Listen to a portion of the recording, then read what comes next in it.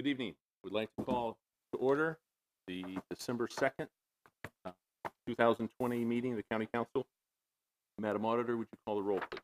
Yes, Brad Beaver, Here. Steve Swartz, Present. Rick McKinney, Present. Jeff Hearn, Present. Fred Glenn, Present. Ken Alexander, Present. Amy Mostelamini. Present. Mr. President, you have a quorum. Thank you very much. Tonight we'll have the invocation and pledge of allegiance by Councilor Jeff Hearn. You'd all please pray in your own way.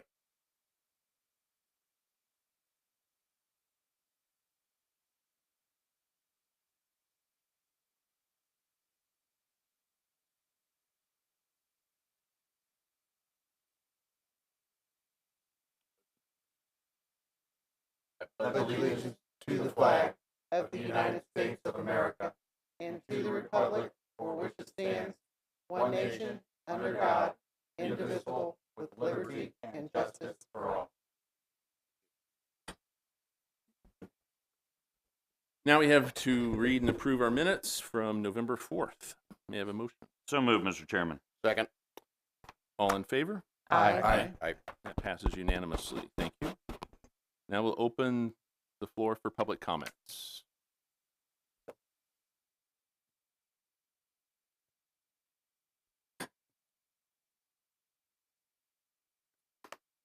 You can remove your mask and state your name and residence, please. Thank you, Council President Mr. McKinney. I'm Marla Ayler.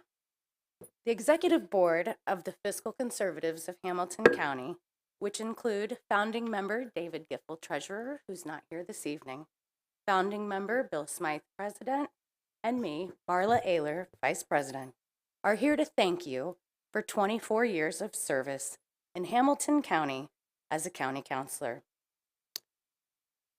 Council members, during Rick's tenure, Hamilton County has grown from a sleepy suburban county of 147,000 residents to the fourth largest county in Indiana with 344,000 residents.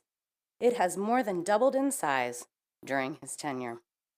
He has consistently demonstrated, along with a few other like-minded fiscal conservatives, a strong desire to keep this county on a solid fiscal footing through low taxes and responsible spending.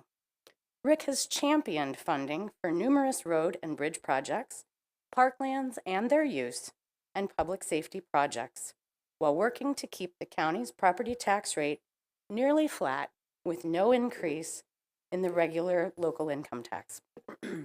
Excuse me. Independent-minded, fair, and balanced, he has partnered with the commissioners on many worthwhile projects, but also stood apart and firm when funding was sought for projects he questioned. His embrace and faithful practice of his fiduciary responsibilities on behalf of taxpayers will be missed. It is with our deepest respect for all he has done for our county, we wish to present him this token of our appreciation. We thank you for advocating for fiscal responsibility, reduced government spending, and minimal government debt, Rick. We wish you our very best and will miss our greatest champion who has represented us so well. Thank you for your service.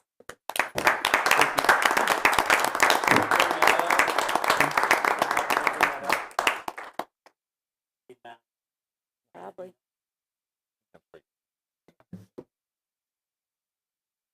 Get a picture of this. First time Rick and I've ever met. Yeah. Thank you, Bert. Thank you. I'd like to- Those of you who don't know me, my name is Bill Smythe. I'm a resident of Fishers, Indiana. A still sleepy community, they tell me. I would like to thank Rick as well, and I certainly endorse the comments made by Marla on our behalf. I'm here, however, on a official county business, as it were. In January of 2017, this body appointed me to the Hamilton County Tourism Commission after a fairly competitive primary election between myself and Mr. Hairbrandt, sitting back there. I viewed the appointment at the time and in the 4 years since as representative of this board and tried to the best of my ability to respect what I thought was your wishes and what you wanted to have done as your representative. At the time, my appointment was almost unanimous with just one or two, I think, of the commissioner's lackeys that was opposed. But nonetheless, I attended all the meetings. When applicable, I reported back to Rick and the other principals of issues I felt required your attention. Early on, there was a discussion of raising the hotel tax. There is still an ongoing issue regarding the headquarters or new headquarters. They bought a train and financed it with tax revenues. And of course, there was a conflict of interest with having the same attorney represent the Tourism Board and the Tourism Commission, which are two separate bodies. Not surprisingly, that same attorney was also a member of the Board of Commissioners of this county, and that she would have had to recuse herself from any votes on behalf of the commission to the commissioners. Last year, the Tourism Commission rewrote their selection criteria to reflect the population growth and the new demographics have increased the commissioners at the time from 11 to 15. It seemed then that it was decided that the new body, or this body, needed to reapprove my appointment, which I understood was a 2-year appointment. So for the sake of this conversation, I thought I was appointed in 16 and then, or 17 and then again in 19. But nonetheless, it was rediscussed. And I have been appointed, so I have 1 more year to serve. However, I learned after the reappointment that some of the commissioners' lackeys were unhappy with my tenure on the commission and wanted me removed. So knowing the incoming council will be nothing more than a rubber stamp for the commissioners, I wish to tender my resignation from the Hamaco Tourism Commission effective December 31st of this year.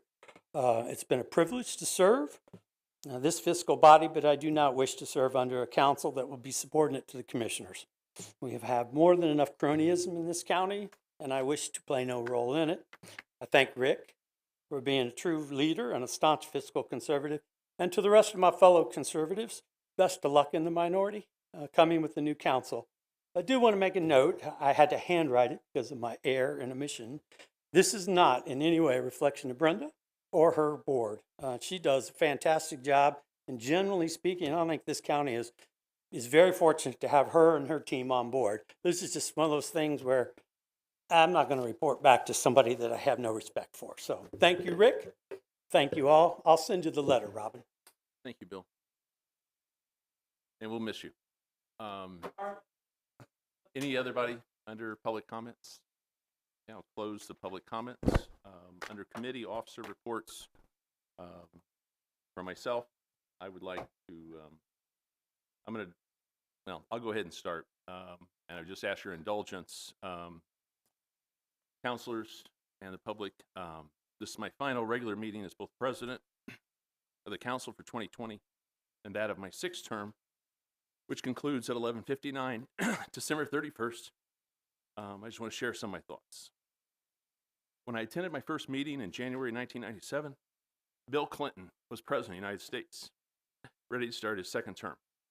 During my 24 years on the council, I began as the 2nd youngest, and I conclude my term as the oldest member of the council. Also, the county council's had its own version of Carl Ripken, also known as Iron Man, with Brad Beaver, who I believe has missed only 1 meeting in 24 years. And Mr. Ripken participated in over 2,600 games. I believe in my 24 years, I've only missed 3 meetings, so I'm close behind Brad, but he is the Iron Man. January 2021 will mark the first time since 1997 that 2 new council members will start serving at the same time. I've worked with 3 different individuals as county auditor: John Ogle, Robin Mills, and Dawn Coverdale. Each one has been very professional and helpful in countless ways. The auditor's office is key to making county government operations move seamlessly on a daily basis. It should receive more attention and praise than it does.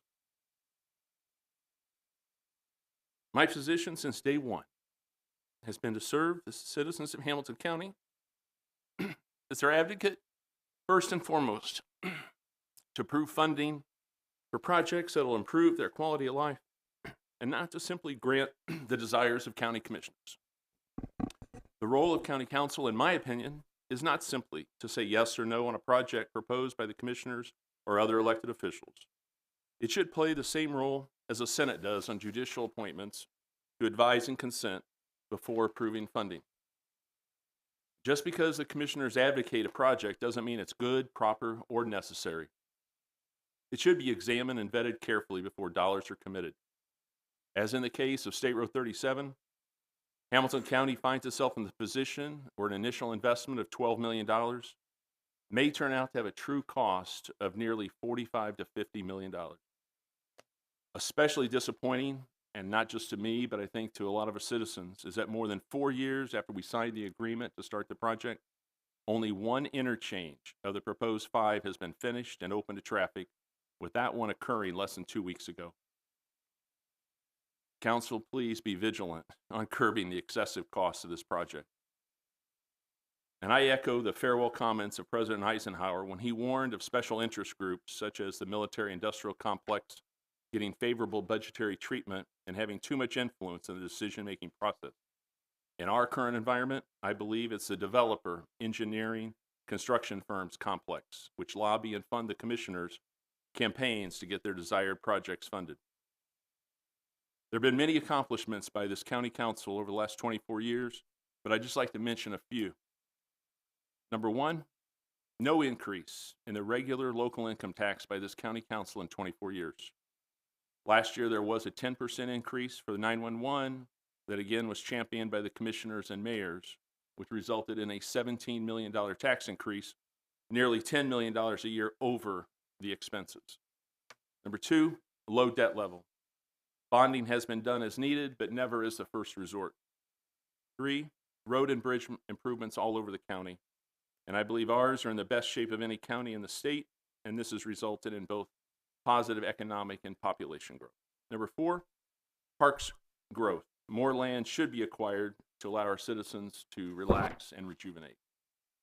5, public safety. The sheriff's department, the jail, probation, prosecutor's office, community corrections, and the courts have all been well funded and operate together to make the county very safe. 5, tax abatements for Beck's Hybrids and ACES Power Marketing. Both organizations have had tremendous growth in their business and number of employees, and they are great corporate citizens for Hamilton County. 6, acquisition of Indy Executive Airport. Preserving this strategic and regional infrastructure asset was key and has played a vital role in the county's economic growth. 7, providing $3 million for the new Humane Society of Hamilton County's new building project. 8, providing funding to our ISS department so it can remain as the top and keep all county operations smoothly running with the most effective technology. And finally, number 9, establishing a section of our meeting dedicated for public comments and having our meetings made more available to the public for remote viewing, initially through cable broadcasts and most recently web streaming. This was a novel idea in 1997, and 24 years later, the Hamilton County Council is the only Hamilton County government body to do this. In closing, a big thank you to Sheriff Quakenbush and his staff, who along with other public safety professionals in the municipalities within Hamilton County, do the work necessary to ensure we all can sleep well at night. Thank you, Sheriff. Mr. Chris Jeter, your legal advice and counsel to the council and myself has been extremely helpful and insightful over the last several years. Best wishes to you as you begin your official new term in January in the Indiana House of Representatives. Thank you, my fellow citizens, for allowing me to serve you. My fellow counselors, despite some minor disagreements here and there, I've enjoyed my time spent with you as we've all strived to make Hamilton County the best county in the state of Indiana. I believe we succeeded. I wish you the best next year and beyond. Thank you. Thanks, Rick. Thank you, Rick. Thank you, Rick. You're welcome.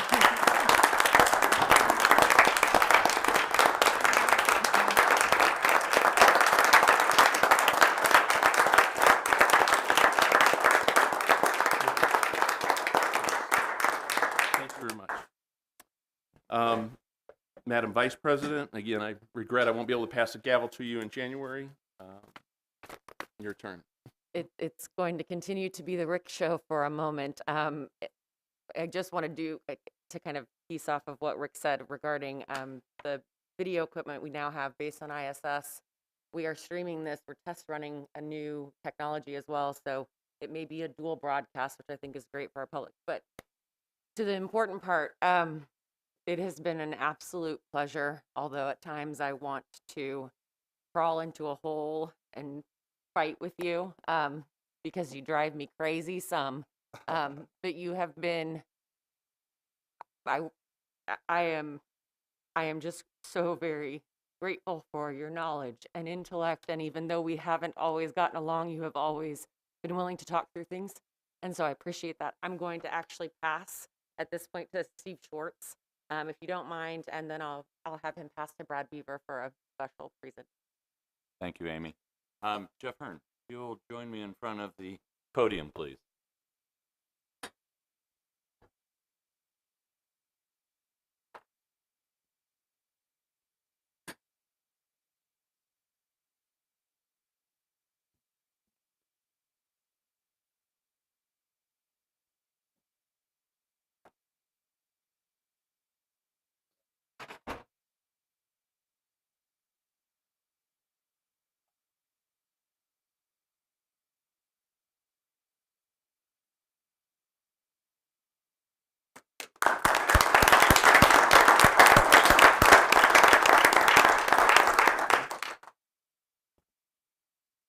Rick, you want to meet me down front?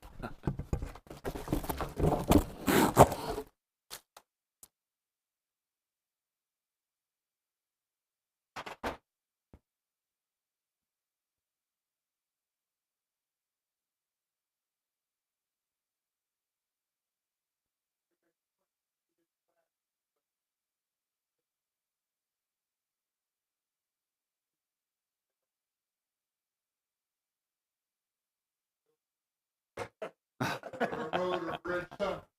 That's not our purpose. Talk about what I'm thinking. Public service.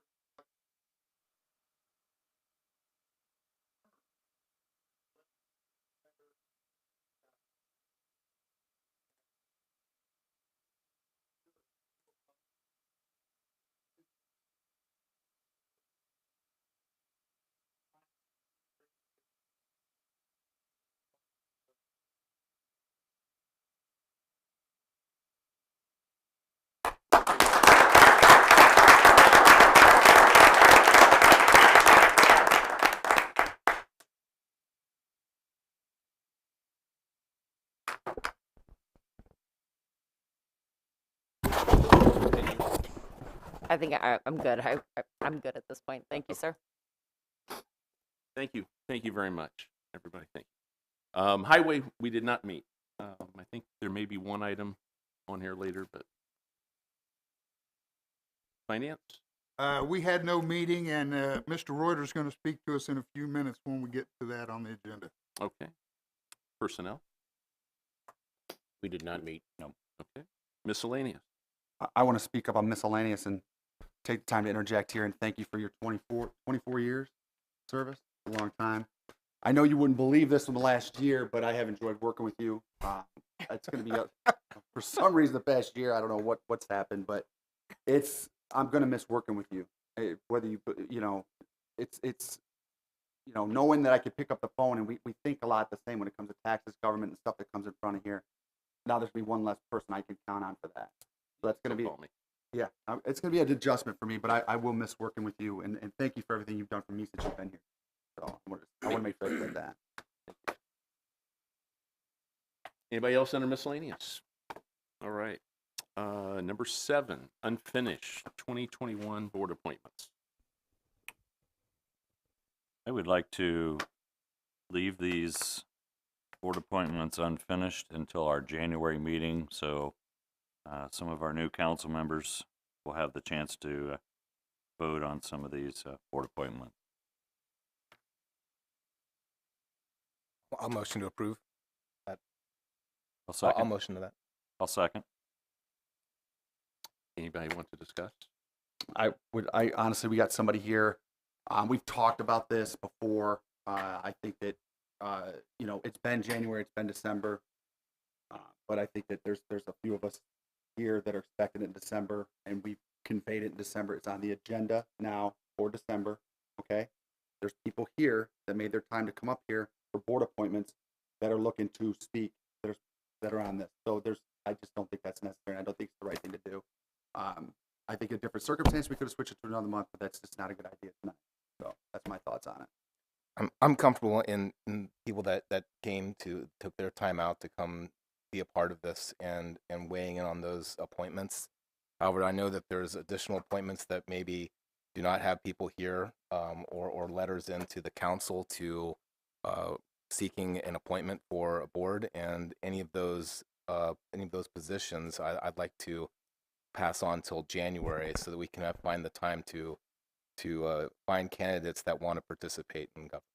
So, I think we should go ahead since we discussed this in November. I think it was known it would be on the agenda for December. If we wanted to do that, we could have waited until January. So I wish to continue. And as noted, when you said that we're not required that they have letters, I did speak with one of the appointments, and they do want to continue, which I was going to provide that information to you. We do not have letters. So I don't agree with waiting.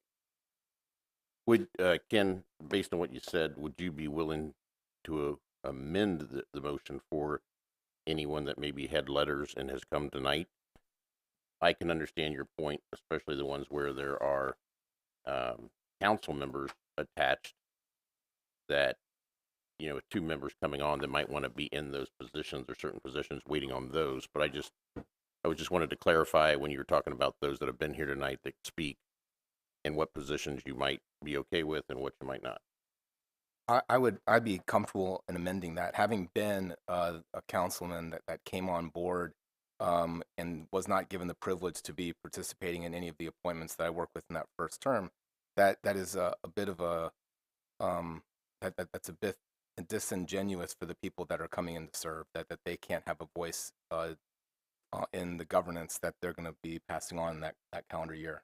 But no, I'm comfortable with making that decision, and I recognize, Amy, that we have discussed this. Everyone knows my opinion on this. It's always been that it should be afterwards, and I believe that we have to have a better process for allowing government to entice and enlist support from our community to participate in local government.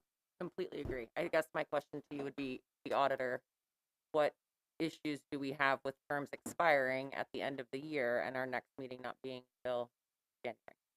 I've always been told that those positions carry on until they're replaced. Chris, is that?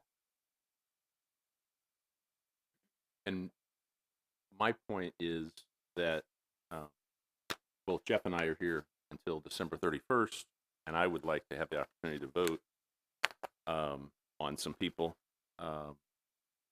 And Ken, I heard what you said, that you thought you were denied some chances, but you've had 2 people more than other people have had, new people appointed by the council. So it's also been our position for several years that if somebody was an incumbent and they were interested in, asked to be reappointed, and they had attended, et cetera, that we normally reappointed. So I'm not, I think good service is great. Bill is actually one of the few that's come actually in front of this council to give his advice and send out emails. Very few of these people provide any insight to what happens in these committees and what happens outside of this. I believe that we need to have more turnover and opportunities for people to engage, and that's just my personal belief. I would have gone with that if we would have decided that. I don't think we've ever I don't just have any issue with that, counted but it's just been, we splitting the baby if we did these and then let those ones go. But I mean, you could say, since we're getting 2 new people on here, that we vote in the liaison members or the ones that the council members are on in January. You can do that, but at the same time, we this is something that we should have debated. I think at least a few months before we put this on the agenda. Ken, That's just mine. for clarification, are you saying when you say you didn't get a voice on certain things, I know we had appointed you before you started on certain committees. Are you talking about? I'm talking about people that are not here tonight. Not those that are here tonight are one thing, but you're talking about those that aren't here, haven't sent a letter in, and those that might be on council positions. I'm referring to, well, two things. I think you're touching on two different separate issues. Okay. The first issue is if people are not actively participating and providing us board minutes, or at least information that comes out of those meetings, that we really need to be looking and seeing, is that someone that we want representing us and providing us information? That's one. The second thing is, if people want to engage in government, we need to give them an opportunity to do so. And providing these opportunities is healthy for not only our county, but it's also healthy for the people that are looking to serve in our community, so that they can grow and learn more about how our county government affects their lives. But that's one piece. The piece that I was referring to, where my voice wasn't heard, was my first term.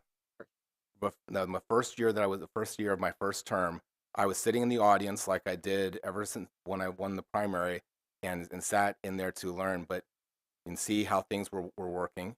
That in the December board meeting, that I was appointed without even appointed to committees, appointed to things without even having a voice. And I'm not suggesting that I wasn't happy to serve in those capacities, but all I'm suggesting is that the two members that will be joining our council should have a vote in who they're going to be working with, and in what capacities they're going to be working when they step onto the sites. And That's with all I'm all saying. due respect, I came in and had absolutely no committees to be a part of in my first year. So I'm not discounting. I'm just saying. I'm not suggesting that's right. And at the end of the day, I understand what you're saying. Yeah. I think when we do have two new people coming on board, I do think it's harder. And it was probably harder for you and harder for Jeff when people had segmented where they wanted to be. But at the end of the day, we should have debated this even further in November That's versus today. well, And I don't disagree with you on the council member. this is a board principal position. issue for me, and I know that we have a motion on the floor. Steve, my amendment. Do you support that amendment? Could you repeat your amendment? The amendment was for people that are present here today, or that have reached out to council members directly, that we would be happy and content to vote on those appointees, but that those that have not had anyone step forward of interest, that we wait until January to see if we can find people in the community to participate. I'd be okay with that. Yeah, but it's not your choice. It's to Steve I Swartz. understand that. I That just was doesn't still include talking. council members, the council appointment. Just for clarification, so I can decide whether I want to do that or not. I'm not prepared to vote on any of those board appointments tonight. I am willing to listen to the people that are here in front of us tonight. Okay, well, let's vote and go on to another motion. All in favor of delaying, again, the motion I interpret, I'm not going to reword it. The idea is to delay till January. All in favor, say aye. Aye. Aye. Is that 3? And all against? Aye. Aye. We have 4-3. 4. Okay, 4, so that fails. Okay, so so that died? Yes. I'll make a motion that we pick up anybody who's been nominated for a position that's in person tonight, leave the rest of them to January. I'll second. That was with the motion he just did. No, it wasn't. No, it wasn't. It was slightly different. Yeah, he went like this, right? I second. All in favor? Aye. Aye. Yes. All right. I'll make a motion for the Alcoholic Beverage Board for Mike Colby. Second. First one. All in favor? Aye. Aye. Any opposed? All right. Congrats, Mike. Mike, congratulations. Thank Is there anybody else for a board appointment that's here in person? Anybody else who's currently serving wants to be reappointed? Includes that, doesn't it? Going once, going twice? Well, if the whole intention of this was to give people more people the opportunity to serve. Are we going to put stuff out to? Does anybody have anybody for these positions? If you don't hear from the people that are listed here, Like I know, like Nikki Simon Felix is wanting to be. she's going to need to get us a letter. Okay. So, I mean, with this under this circumstance, we're going to need to probably hear from everybody that wants to get reappointed. Or I would And say. do you want them? So since we followed it in person tonight, do you want them in person then in January? Historically, back in the We- old days when we used to ride around in a horse and buggy, Yeah. We We didn't did- do that. we did this in January. That's when you did the Got it. board appointments. It expired 12/31. You're appointed again in January. We got kind of canoodled around, and I didn't want to take advantage of somebody who showed up thinking that this was the time. But you don't- historically, it's January. Got it. The one exception I would say, though, the PETA appointments, because those all have to have professional accreditation. Robin Ward usually does, well, not vetting, but makes the recommendation. Does anybody have a problem with doing those? No, they do need to be specific to that particular job. So I'd make a motion to approve the two, William Sanders and Bruce Freeman. Second. All in favor? Aye. Any opposed? They're reappointed. Thank you. All right, table business. Anybody have an interest to untable? I make a motion to untable the State Route 37. Second. Second. All in favor? Aye.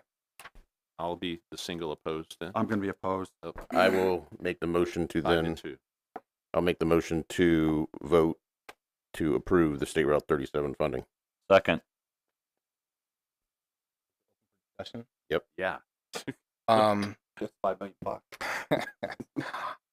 I'd just like to say that this is a difficult situation that everyone is in, that no one is happy about, whether you represent NDOT, Fishers, Hamilton County Council, Hamilton County Commissioners, the taxpayers in general, that this was a deal that was cut well before I joined this council and has put in motion decisions that were outside of our control to stop. We are in a situation where that project has a chance to, if it's not funded, will impact a letting that we will not be able to fund in December. And for those that are not familiar with that terminology, that means that when it goes out for bid and when they want to award that we would not have money to support our side of the deal to move that project forward. And while I am extremely against the project being over budget, as I understand this, what was been shared with me is that this is not even something that we can not do. That we were put in a position where this is our role and responsibility to provide. Those are my comments right Like the contract that we signed with Fishers did not name any particular percentage that share. So that share could be 2%, 1%. In this case, I wanted it to be 25%. I've already checked that. That's been confirmed. My issue now is that we came before this project. I remember I was driving somewhere out of town, and I got a call from John Ditzler, and he said, "I heard that what was your concern about this project? It might have something to do with Noblesville." I said, "Well, historically, the county has never been involved. From where I could see, we don't go into one municipality and spend that kind of money to rebuild the road. And the only people that we're really hearing from right now are Fishers."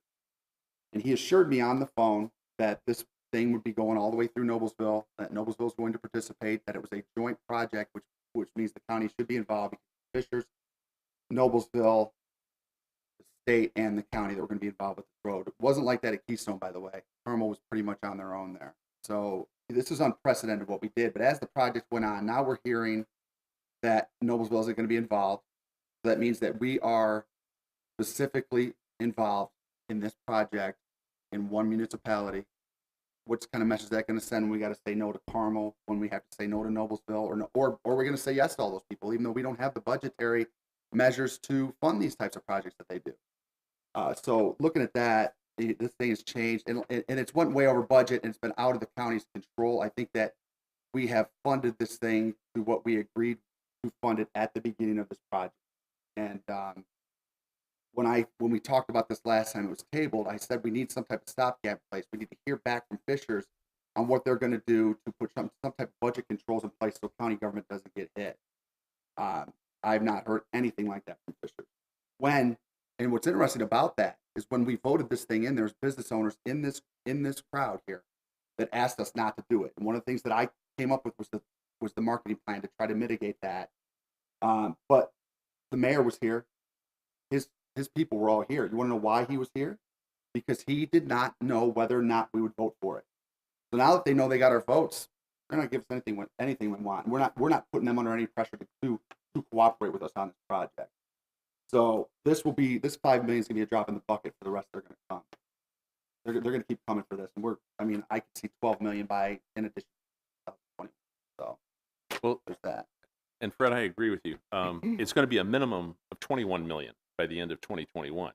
Yeah. So, Wow. and as you did with the board appointments, I would say delay it and wait and let the new council people weigh in on it on such a monumental decision.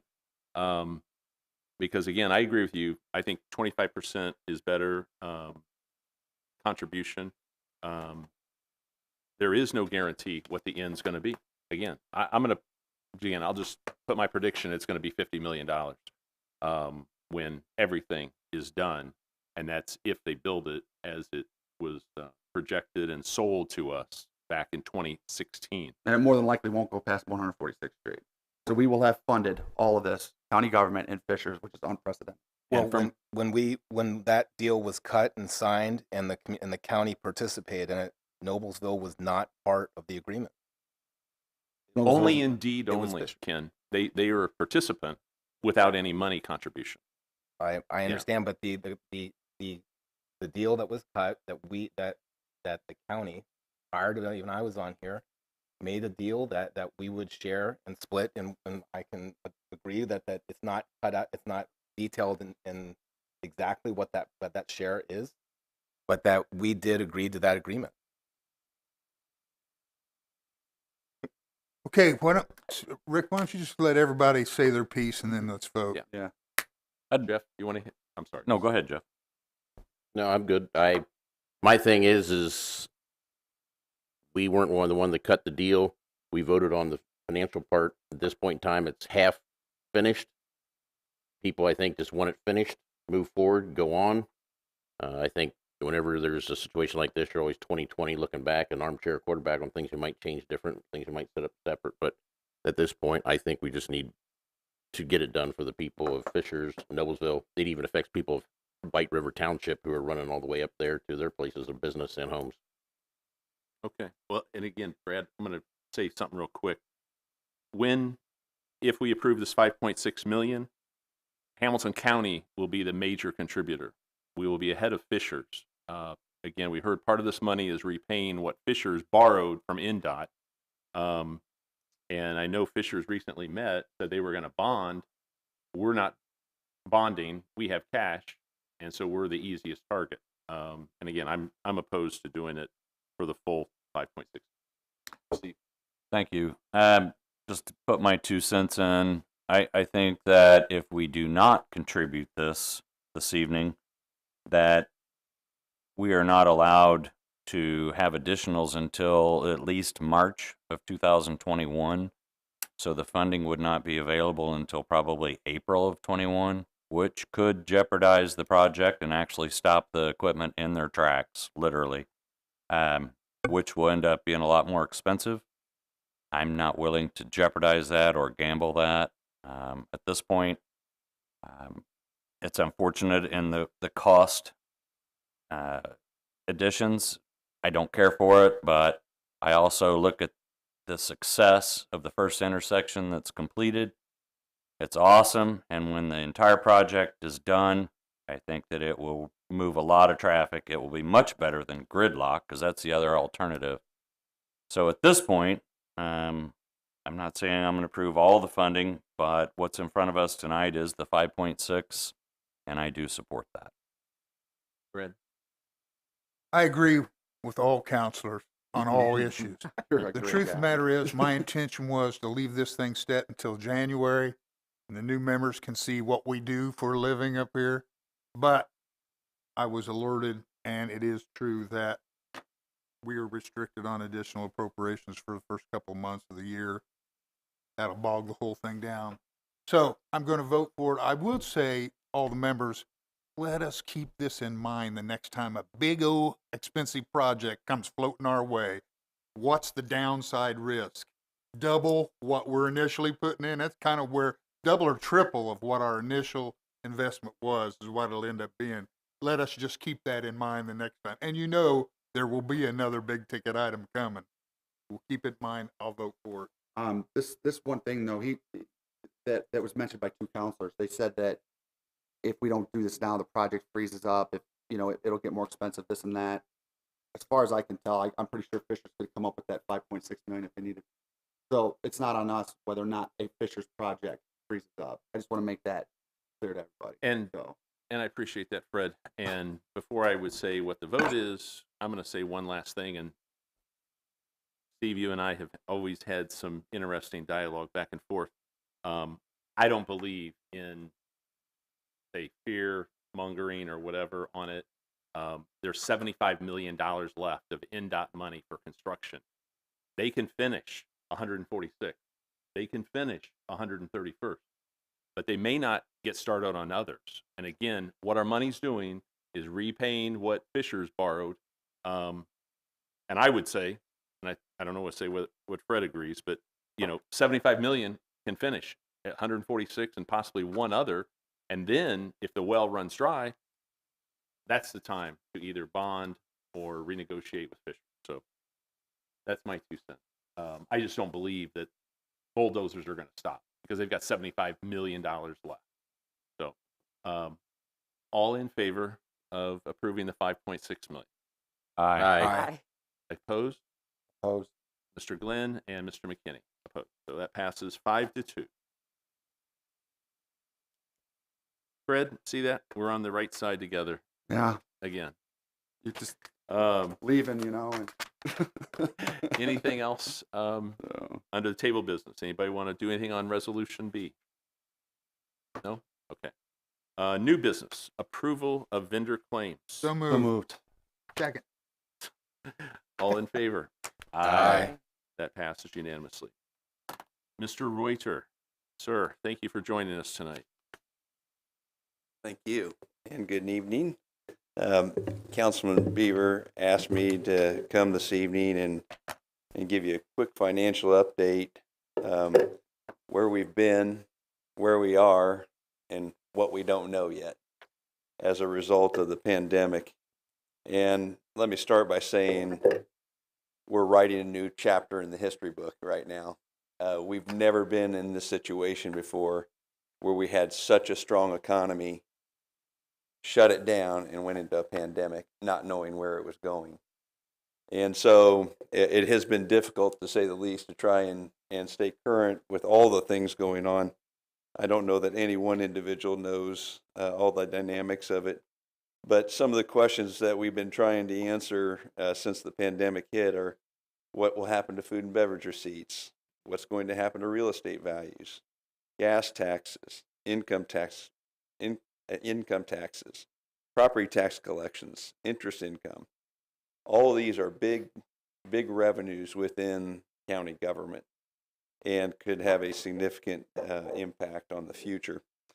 Now, of course, we're still monitoring all these revenues, and things are becoming clearer than what we knew back in March, April, when we first entered the pandemic. And we do know that the vaccine is close to an approval. And as of today, the UK has approved that. So that's very encouraging that we are on a track to beat the pandemic and hopefully get back to some normalcy of life and in operations. But I'm going to rewind. Actually, Ken Alexander sent me an article when this first all happened from a firm called KPMG. KPMG is a large accounting consulting firm that was trying to do an initial assessment of what was happening. And they published a report that said the federal government may have to put out $1 trillion in stimulus money to mitigate what's happening. And literally within 2 weeks of the publication of that article, the federal government was putting out $2 trillion. So that can show you the magnitude of the situation and how quickly things were changing. And now currently, Congress is discussing another $900 billion to another $1 trillion in stimulus money. So that tells you that there are still some looming problems, not in all segments of the economy, and some are doing quite well.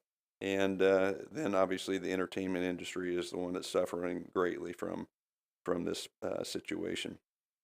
When the pandemic hit, the first thing I did is start applying the outcomes of the 2008 Great Recession to the fiscal plan and loading those assumptions in there to see where that might take us. As time passed, I realized what happened in 2008, the Great Recession, was much different than what was happening in this recession. In that the Great Recession of 2008 was triggered by a subprime mortgage issue, and we saw the real estate market fall, and we also saw the stock market fall. And in this pandemic, interesting enough, real estate continues to trend positive, and actually the inventory is very low on properties. I'm referring to residential property at this point. And so that continues to trend positive.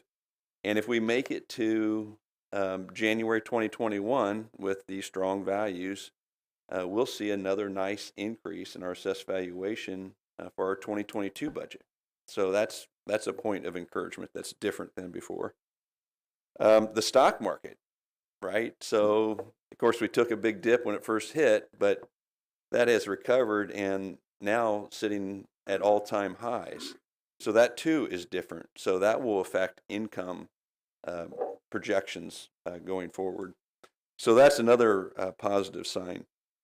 Something that was of interest to me, and I'm always cautious about stimulus money. Something that was interesting to me was that the second quarter of 2020, personal savings increased $4 trillion. So here we are in the middle of a pandemic, and somehow people were saving money. So that shows you there is some pent-up spending out there that will eventually come out. But if you didn't like the $2 trillion of government spending, there was savings that was actually occurring. Now, again, that was not all individuals. There are segments. Again, the entertainment industry is suffering beyond what any other segment is suffering. So one question that still remains, I participated in a webinar with Dr. DeBoer from Purdue. He's an economist at Purdue. And as he mentioned, this might be the opposite of what happened in 2008 with real estate, in the sense that residential property dropped significantly in 2008, but commercial did okay. In this case, you might see over time where residential is going to remain strong and commercial hurt. And why is that? Well, twofold. Zoom and team meetings have become pretty popular during the pandemic. And will businesses be rethinking commercial establishments for their businesses? Will more people be working at home? And the other thing is, of course, in the short term, now in my opinion, this is short term, not so much in Hamilton County. The restaurant establishments, and not all, I'm not saying everyone, many of them have survived so far.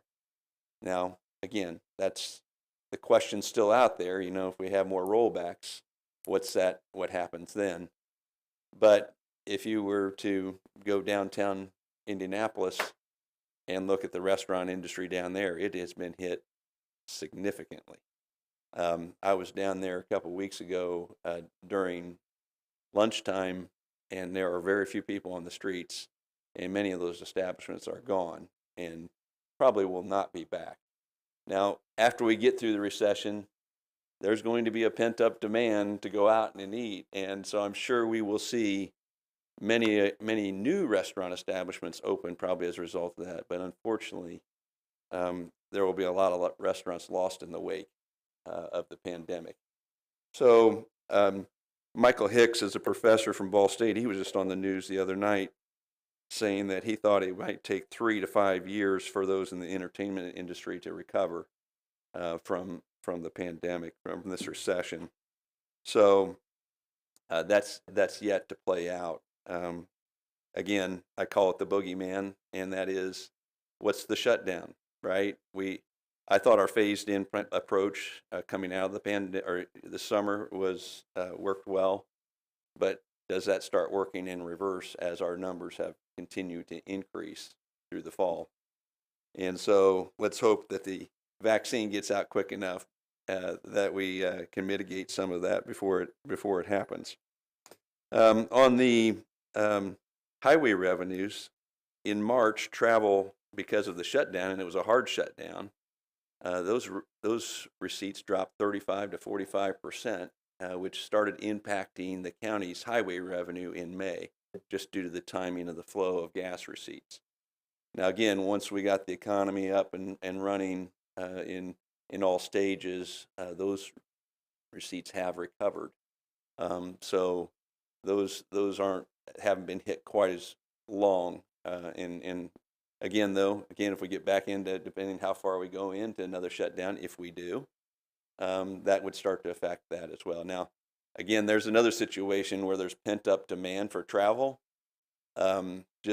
I think it was yesterday, I believe it was Travel Tuesday, where you're supposed to go out and buy all your trips online, and they were talking about when the vaccine was announced, that they saw a surge in people booking trips 6 months from now, assuming the pandemic will be gone. And in some cases, they're trips that look like bucket list trips. They're pretty extensive trips. So there is that. There will be a recovery in that sense as well, but again, not until we know where the end of all this will occur. On the income tax side, this has always been my struggle, as you know, not to mention some of the issues we've had just with the collections that we've received, but it's always been a wild card in the fiscal plan of trying to pin that down, and it's the second largest source of revenue to the county. So obviously with the shutdown, it was having different effects in different places within the state. In Hamilton County, it wasn't impacted quite as bad. And again, this doesn't apply to everyone, but many people that live in Hamilton County were able to work from home. But if you were to go up to Elkhart, Indiana, where they're producing recreational vehicles and they have a shutdown, there's no lines going. They can't do that from home. So there were, you can't use one assumption and apply it across the state of Indiana.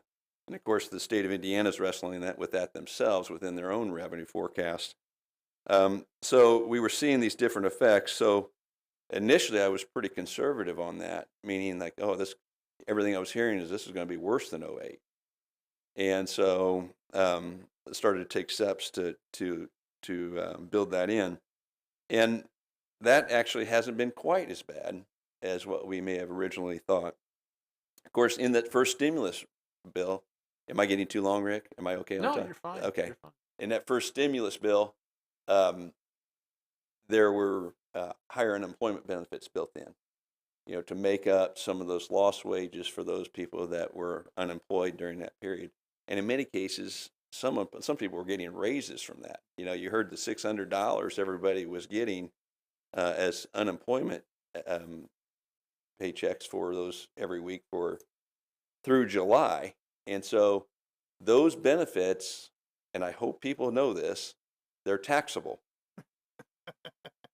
And what I'm concerned about there is they're taxable in that people were getting these $600 checks. If they didn't take taxes out of those, when they file their taxes in 2020, in April 2020, they're going to have taxes due on that. 21, excuse me, thank you for correcting me. When they file their taxes 420 in April 2021, they may owe some tax. But that propped things up, right? So we mitigated some of the loss of income during that period. But then in July, those benefits ran out. And so our 2022 distribution is supposed to look like July 1 of 20 to June 30th of 21. That's what our 21 distribution is. Obviously, we don't know a lot about that period yet. We're still in it. But something else happened in the 2021 distribution that we received this year for the 2021 budget, in that it was up 10.8% countywide. And that was a surprise to many, including myself. But when the governor issued the executive order to delay income tax payments of April to July 15th, that would have fell out of our 21 cycle and would have caused budget problems for us. So he said, because that's when a lot of the income tax and the returns are filed, we would have missed a large chunk of revenue in our 2021 budget. Well, he extended that period till the end of August, 1st of September. So the 2021 distribution that we received includes 14 months of returns. It includes not just the late returns, it also includes July of 20 and August of 20. Now, we don't typically have a lot of returns, because that's what it's based on, is returns. We don't typically have a lot of returns filed during that period. I have dug up with the auditor's office some information from the state, what 18 and 19 look like for those periods, excluding the April receipts. And that's averaging around $5 million. So we got a distribution there this year of about $183 million. $5 million of that approximately, if that is the case again this year, don't know that for sure, but if that's the case, is overstated in our 2021 budget, but it's going to understate our 2022 because now we'll only have 10 months of the cycle for our 22 budget. So that's going to impact the forecast some, not a huge amount, but it will impact the assumption some. That's on my radar. This new stimulus bill is on my radar. And obviously there's a lot to be determined yet between now and June 30th of when we get out of this. But I would anticipate this is still going to be a struggle. And on the local option income tax side, it's still going to be a struggle in the 22 budget process. Let's see here. On the property tax side, property taxes remain stable. And I have actually improved my forecast on that. Your property tax that you collect for the general fund, parks, and the health fund are based on a maximum levy of property tax. And that maximum levy this year for the 2021 budget went up 4.2%. It's based on what's called the 6-year non-farm personal income factor. So there is income in that calculation to determine what the next year's property tax collections will be. And for 22, I do anticipate income tax to be affected in 20, obviously. And that's going to lower that percentage, but maybe not quite as much as I thought, because you're averaging 6 years in there and you're going to throw one bad year in there. I'm now revising that forecast to around 2.9 to 3% for that next year. So 4.2. Here we are in the middle of recession, 2021. We're getting this higher number for 2021. And then in 22, you're going to get a little lower number than what we're used to. And so, although it's not as much of a wild card as it is the income tax. It is stable because it's based on a 6-year average. On the delinquency side, that was another assumption I was trying to figure out. I went back to 2008 to look at, we may levy it. We may levy the property tax, but are people going to pay it? They're going to have the money to pay their property tax bills? And so when we go back to the 2008 recession, we saw that the delinquencies increased about 2% during that period.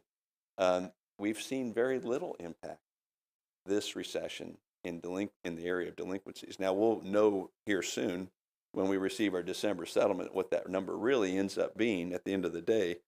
But when we looked at our June collections, it hadn't changed much at all. So I think we'll be okay on the delinquency side. So again, I don't anticipate that we'll have another full shutdown because we just didn't know much when we hit the pandemic in February, March. We know more, but things can continue to roll back, and affecting some of your revenues. Again, restaurant industry, if they continue to roll that back, I'm not saying they're going to. There's a lot of restaurants full out there yet. And so I'm not saying they're going to, but if they do, that obviously is going to impact food and beverage again. We kind of climbed out of that when we got back into the full operations, but that could be an impact. You've heard me say this before. In Indiana, local government is slow to feel the impact of a recession, just the way our revenues are set up. They're based on things that happen in the rears, but we're also slow to come out. And so we're obviously in a very good cash position. You were prepared for a recession. We've been preparing every year for a recession. Rick, we've been doing that a long time. And Brad, so we've been preparing for recessions for a long time, and we've been through recessions, and we've made it through. So you are in a very good cash position to get through this. Just trying to put on your radar those cautions that are still out there. Now you're hearing a lot of other governmental entities, local government across the country having budget problems. It's because they live on sales tax and income tax current. And if it hits them current, they're feeling it immediately. That's just not the way Indiana's set up. It's a more conservative approach of how it goes. So the next steps for me is the auditor's office will be closing their books at the end of December. They'll send me all the year-end financials, and I will be updating the fiscal plan for the actual 2020 year. And I've already begun reforecasting now another year into the fiscal plan. I probably, just because of the timing of when I get the books and then get the plan updated, won't have that information ready, but maybe around mid-February, I should have an update there. So that is my update for this evening. I hope if you have any questions, I would be happy to answer those. Mike, my first question. Is our bottom line in terms of cash flow, et cetera, improved with all the CARES money? I think on tonight, we got an $8 million.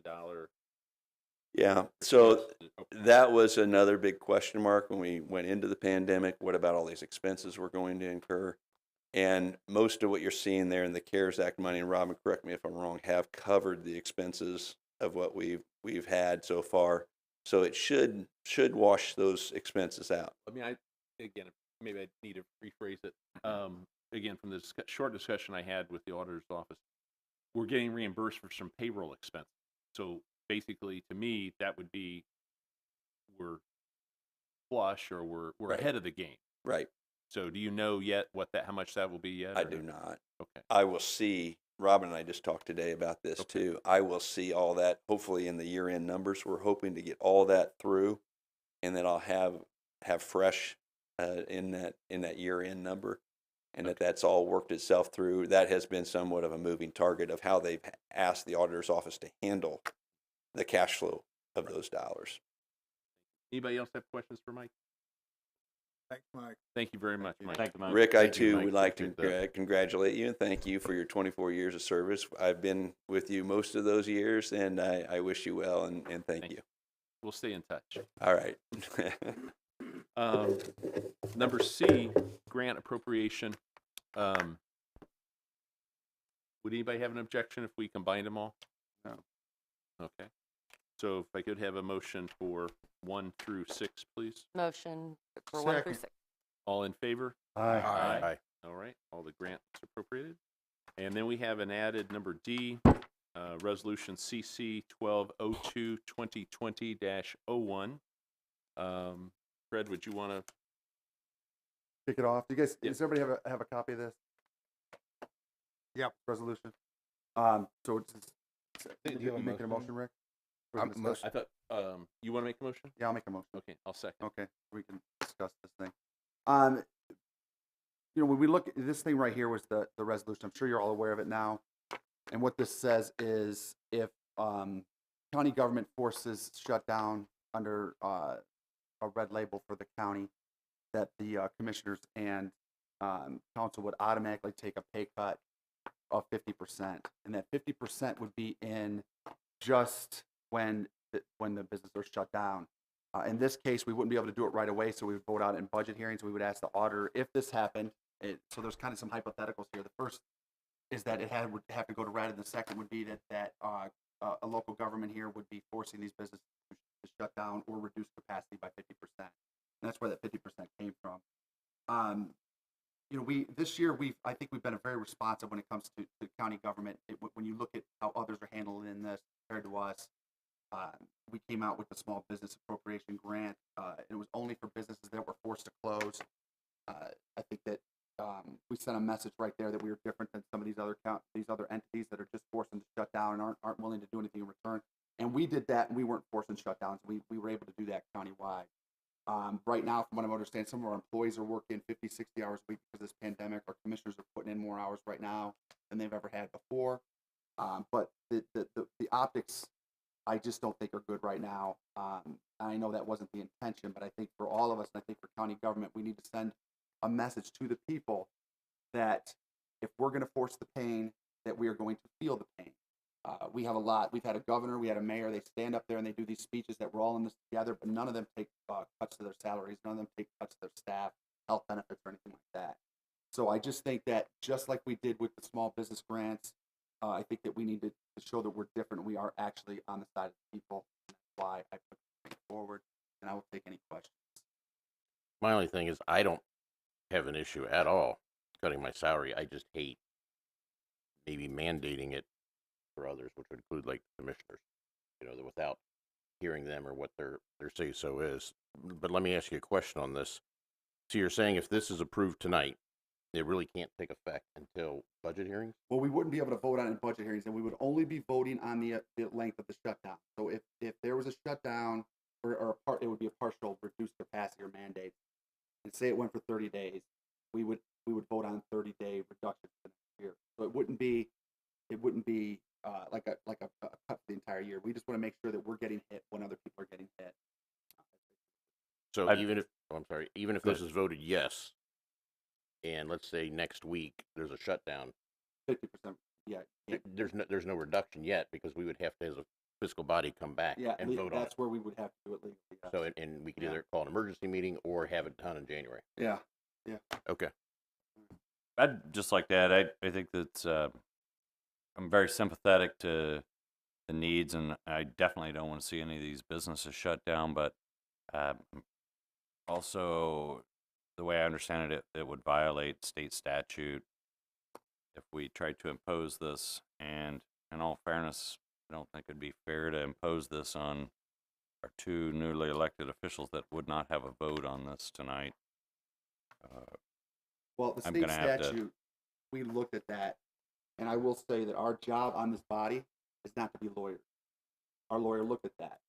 Mike Howard looked at that, and they both said that it looked good from that perspective. We just can't do it with outside of budget hearing. So the people whose job it is to look at it from a legal perspective have looked at that, I would say. And I'm not trying to be, I'm just trying to say we need to look at this as from a council, not, we're not the lawyers. This is something we should be looking for a reason to do, not a reason not to do. With everything that's going on and the optics out there and the fact that we were getting hammered on the radio all week. So this is not something that you say, oh, well, let me find a reason not to do this. That's not what we do with something like this tonight. You know what I mean? It's just not. Yeah, So, and I'm not looking for a reason not to do it, but I'm also trying to protect the new council members that don't have a say in this. And they'll have a say in budget hearings. They could easily vote against it. That's my question. This is something that, so from what I'm understanding from you, Fred, based on what you're saying, the relevance to this wouldn't even come until August of 2021. So this is something you just want us to be aware of as a possibility with our new council members because there's nothing that can actually occur right Yeah, and they would get a vote on it in budget hearings. Right, Because there's so- nothing that says they have, that So that we this, didn't need yeah. I mean, technically, we didn't need a motion. I mean, there's nothing on the table, because this Well, is. Well, there is on the There table, is. yeah, there is. And I'll beg to differ with some of the interpretation. We have until December 31st to set the salary for next year. So if this was adopted, my take is that this is a supplement to what was decided at budget hearing. That August time and approving it in October are the technical aspects, but again, under the statute, we have till December 31st. And I honestly, I'll just say, I'm frankly tired of hearing two new people don't get a way in. Their term starts January 1. Jeff and I are here till December 31st. So, they'll have 4 years to do whatever they want up until their December 31st. And this is just something to have in place. It's not, they would have a vote on it when this thing comes up. There's nothing in there that says that they have to support it in budget hearing. So they'll have their say, but this right. So it's more or less just symbolic that we are going to consider this Well, in the future. we would be considering the future, and if this thing went into place, we would start recording when these businesses are hit. I mean, so there's You're a saying couple of things back- there. So you're saying, I guess I want to make, so from now, if something were to happen, businesses were shut down in August, there's the option to approve it. So is it back? Are you asking for a reduction, like back, you're saying going forward. So that's where I'm having a hard time. So Amy, you wouldn't see anything until 22. for And- what and- happened in 2020? Is that what he's? So That's you're that's the only way to do Okay, it that's, legally. that's what I want to make sure I'm clear on. So So anything if that you- happens so if from you now. adopt this resolution, okay. Chris, if I mean, help me, and I've talked with Mike Howard, you cannot reduce an elected official's salary once it's been voted on and the 144 has been approved and the budget's been adopted. So Already done. unless, Rick, like you said, unless you want to change something for By before December December 31st. Right. 31st, Right. Right. nothing can be done about these salaries until 22, with that exception. And then you would basically be saying anything that would occur as a result of shutdowns, if there's 15 days, 30 days, you're saying take a prorated amount ultimately and take that off then 22 salary. And that's what we would do. That's what you're Right, asking. and then Okay, that these that's what people you're- would, okay. people would have the vote on it. We need to send some type of, and that is happening while the other council members, this would be happening more than likely if it did happen at all. If this would be if the government entity here was forcing that. There's some ifs there, but they would be on council as it was happening. So that's part that gives them their say in. Brett, budgeting. in this resolution, this is specific to a businesses that is shut down by order of the county Yeah, commissioners. they'd have to be By order of the county commissioner, It would have to be not the governor, not the governor, not the mayor. not the mayor. County commissioners County made commissioner. that business close. Right. So if you see something like this coming from us, County Health Department. county health, yeah. That's a whole different thing. Well, County health department's not well, elected. it's got to be something that's within our grasp. So if it's something that's coming from us that we're pushing, then this would be our response. The health department didn't call any of us to clear that public statement they made. No, they didn't. No. What control do we have over the health Right. department? I didn't put health department in here. You didn't. So No. so my question goes back to: are you saying county commissioners only? This is a response to join in a resolution with what the county commissioners put out, basically. If the county commissioners put out an ordinance saying this restaurant has to close, For this person, any business has Rest- to yeah, reduce whatever. capacity, close, But- whatever. unlike the other comment, it does not include the health department. Can't include the health department because Okay. I don't see how we. I'm with you. Okay. Yeah.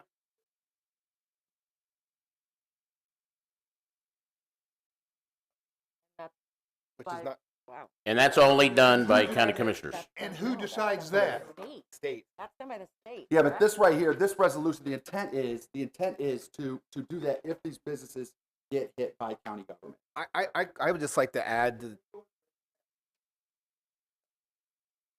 Right, if they're enforced.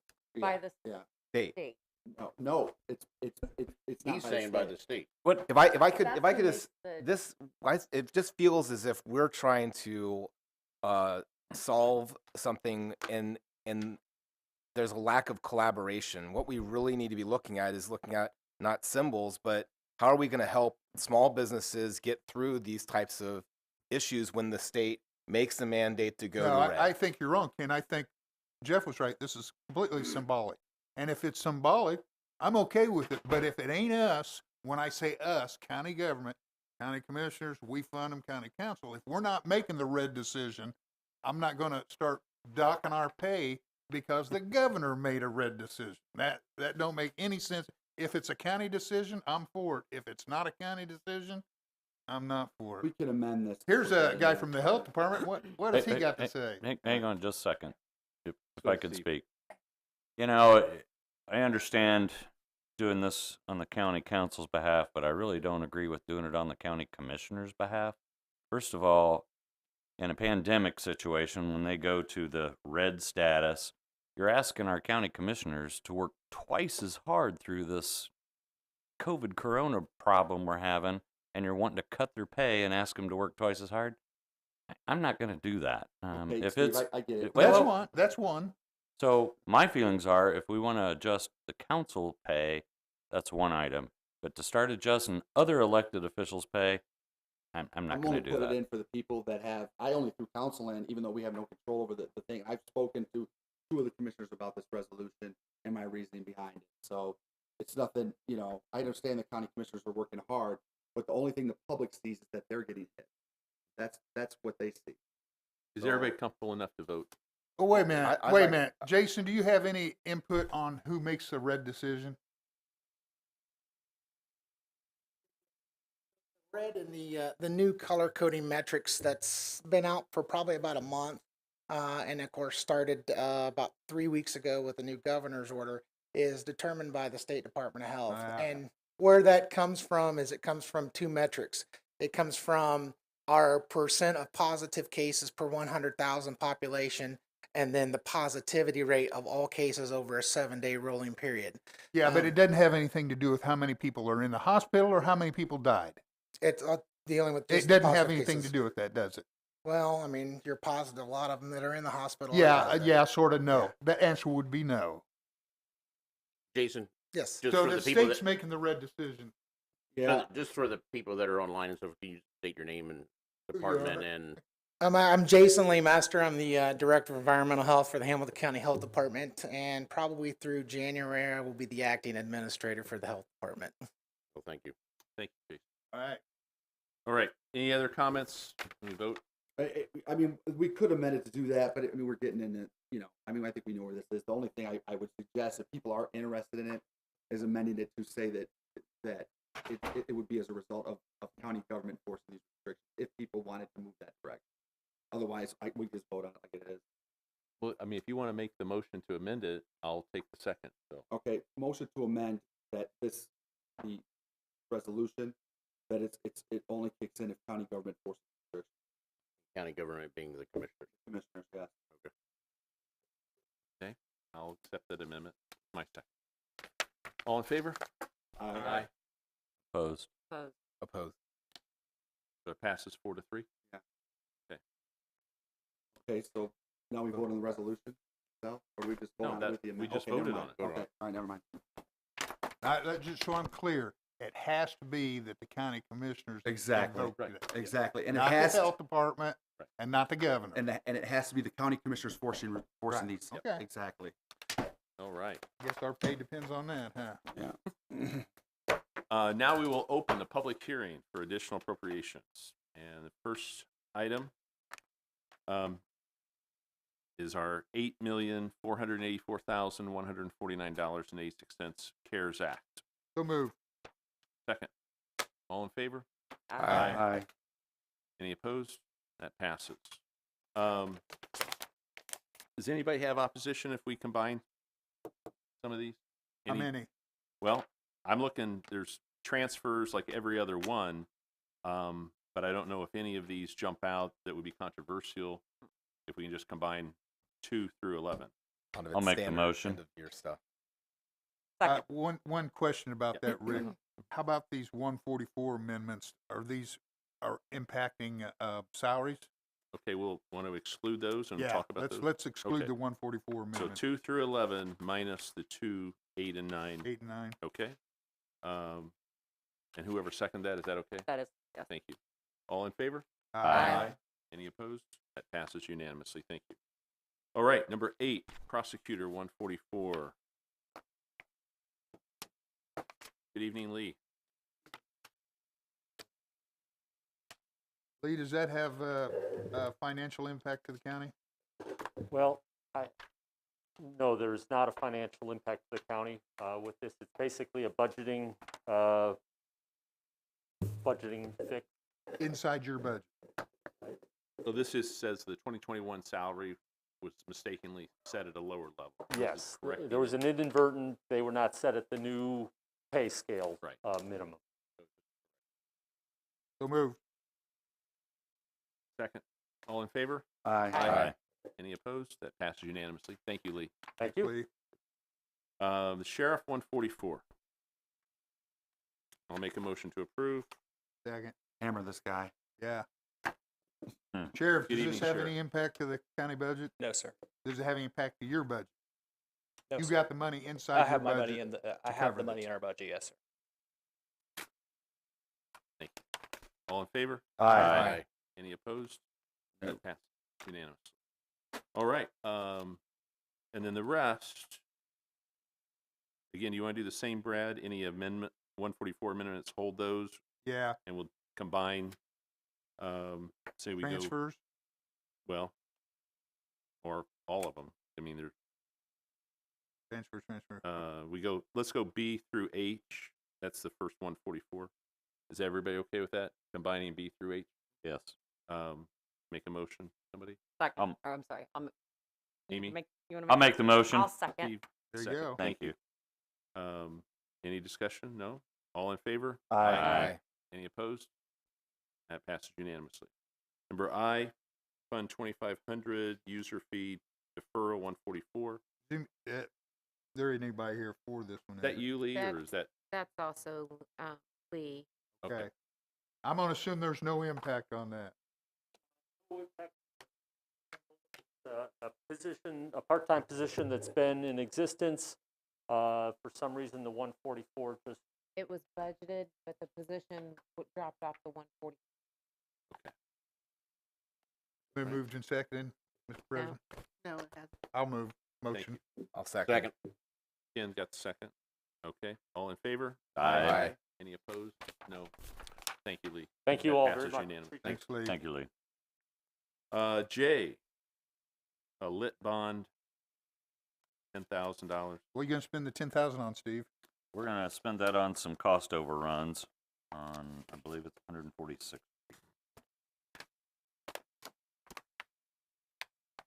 I'll make the motion. Second. Second. All in favor? Aye. Aye. That passes unanimously.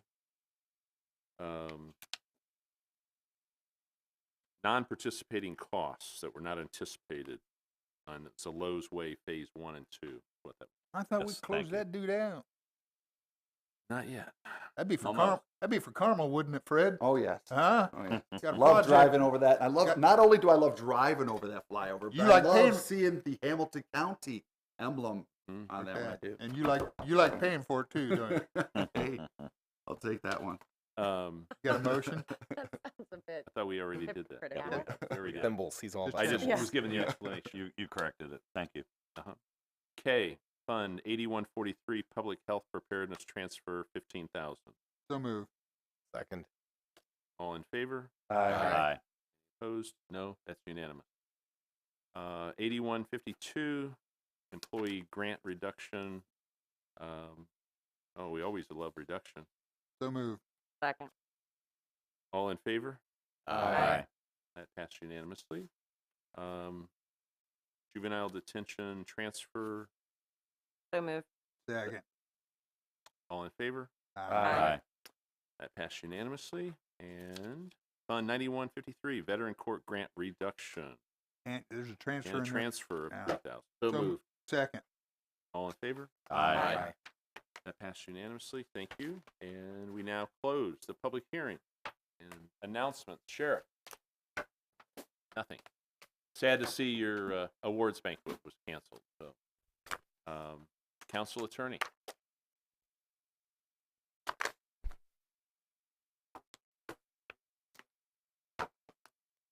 You're welcome. Thank you. Good luck. Good luck in the State House. Madam Auditor. Yes, we have a request for a year-end meeting, to tie up loose ends, and, we had the 29th or the 30th, and so, My preference is the 30th, but anybody else? One of those should work. 9 o'clock? Is 9 o'clock good? That's December great. 30th? Will we set that up as a virtual? just Yes, in that case? would be, I, preferred. Yeah, for that type of meeting. You want that option of being virtual? Yes, Okay. please. so 12:30 at 9 a.m., What time? 9 a.m. 9 a.m. At 12:30. I'm 12:30. sorry, I thought Yep. you were saying the time, 12:30. It's like, Yeah, no, that one. all right. Will you send out an email reminder? Yeah, like maybe a Please. week before. Yes. Or like Well, if it's tomorrow. a virtual, if you send out a virtual, it'll be on everyone's calendar. And right. then if it's okay with the council, we might go ahead and add this to your, meeting schedule for next year. So Yeah. that we'll have it. Standing or. Yeah. All right. Anything else before we gavel to a close? Rick, I just want to thank you for your years of service and working with you, and you know, like everybody else, we've went back and forth. It'll be missed. So, best of luck. Thanks, Robin. Thank you. We're adjourned.